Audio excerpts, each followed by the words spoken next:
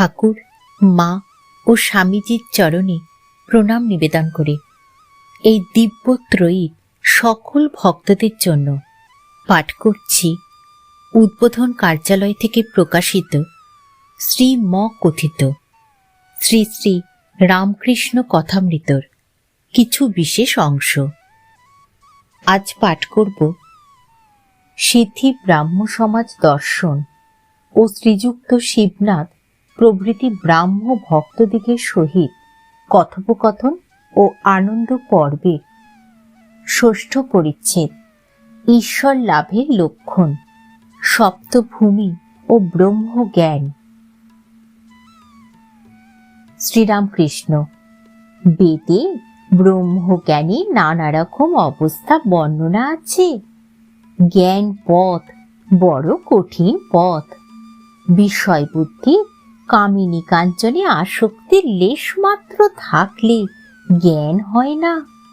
এই পথ কলিযুগের পক্ষে নয়। এই সম্বন্ধে বেদে সপ্তভূমির কথা আছে। এই 7 ভূমি মনের স্থান। যখন সংসারে মন থাকে তখন লিঙ্গ, গুচ্ছ, নাভি মনের বাসস্থান। মনের তখন ঊর্ধ্ব দৃষ্টি থাকে না, কেবল কামিনী কাঞ্চনে মন থাকে। মনের চতুর্থ ভূমি হৃদয়। তখন প্রথম চৈতন্য হয়েছে, আর চারিদিকে জ্যোতি দর্শন হয়। তখন সে ব্যক্তি ঐশ্বরিক জ্যোতি দেখে অবাক হয়ে বলে, একি একি। তখন আর নিচের দিকে মন যায় না। মনের পঞ্চম ভূমি কণ্ঠ। মন যার কণ্ঠে উঠেছে তার অবিদ্যা, অজ্ঞান সব গিয়ে ঈশ্বরীয় কথা বই অন্য কোনো কথা শুনতে বা বলতে ভালো লাগে না। যদি কেউ অন্য কথা বলে সেখান থেকে উঠে যায়। মনের ষষ্ঠ ভূমি কপাল।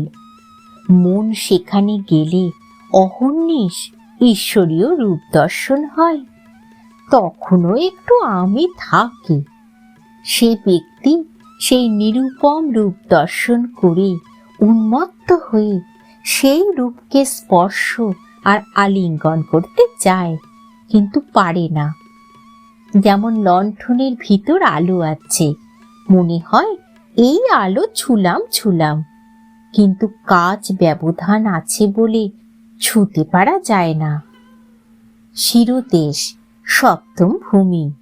সেখানে মন গেলে সমাধি হয় ও ব্রহ্মজ্ঞানীর ব্রহ্মের প্রত্যক্ষ দর্শন হয়। কিন্তু সে অবস্থায় শরীর অধিক দিন থাকে না, সর্বদা বেহুশ, কিছু খেতে পারে না, মুখে দুধ দিলে গড়িয়ে যায়। এই ভূমিতে 21 দিনে মৃত্যু। এই ব্রহ্মজ্ঞানীর অবস্থা। তোমাদের ভক্তিপথ খুব ভালো আর সহজ।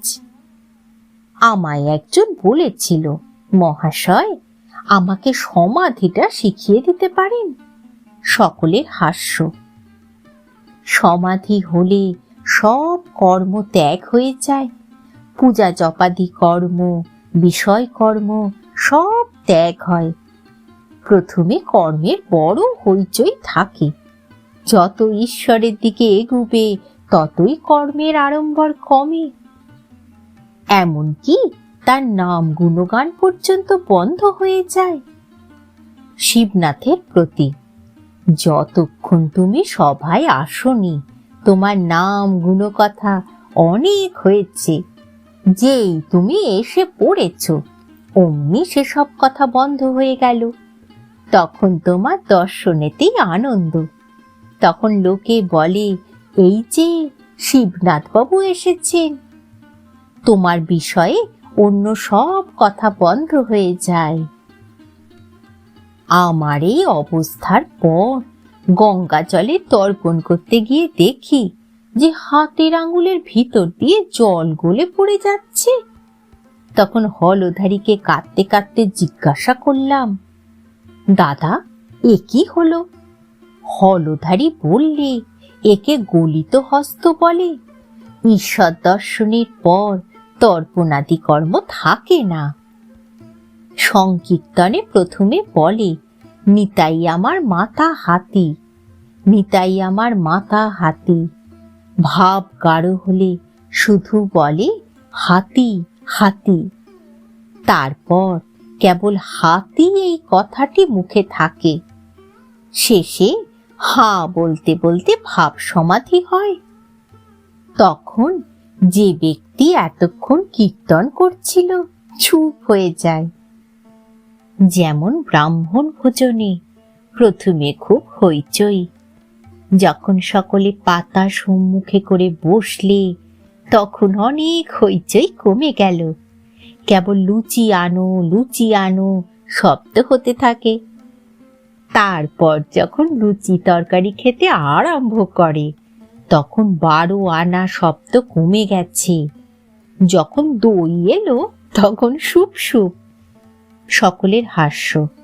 শব্দ নাই বললেও হয়। খাবার পর নিদ্রা, তখন সব চুপ। তাই বলছি, প্রথম প্রথম কর্মের খুব হইচই থাকে। ঈশ্বরের পথে যত এগুবে ততই কর্ম কমবে।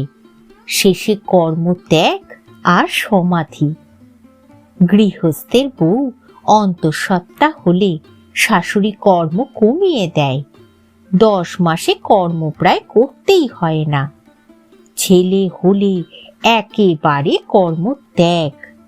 মা ছেলেটিকে নিয়ে কেবল নাড়াচাড়া করে। ঘর কন্যার কাজ শাশুড়ি ননদ যা এরা সব করে। সমাধিস্থ হবার পর প্রায় শরীর থাকে না। কারু কারু লোক শিক্ষার জন্য শরীর থাকে, যেমন নারদাদির আর চৈতন্যদেবের মতো অবতারদের। কূপ খোঁড়া হয়ে গেলে কেহ কেহ ঝুড়ি কোদাল বিদায় করে দেয়। কেউ কেউ রেখে দেয়, ভাবে যদি পাড়ার কারুর দরকার হয়। এরূপ মহাপুরুষ জীবের দুঃখে কাতর। এরা স্বার্থপর নয় যে আপনাদের জ্ঞান হলেই হলো। স্বার্থপর লোকের কথা তো জানো। এখানে মদ বললে মুদবে না, পাছে তোমার উপকার হয়। সকলের হাস্য। 1 পয়সার সন্দেশ দোকান থেকে আনতে দিলে চুষে চুষে এনে দেয়। সকলের হাস্য। কিন্তু শক্তি বিশেষ, সামান্য আধার লোক শিক্ষা দিতে ভয় করে। হাওয়াতে কাঠ নিজে একরকম করে ভেসে যায়, কিন্তু একটা পাখি এসে বসলে ডুবে যায়। কিন্তু নারদাদি বাহাদুরি কাঠ। এ কাঠ নিজেও ভেসে যায়, আবার উপরে কত মানুষ গরু হাতি পর্যন্ত নিয়ে যেতে পারে। ঠাকুর, মা ও স্বামীজির চরণে প্রণাম নিবেদন করে শেষ করছি আজকের পাঠ।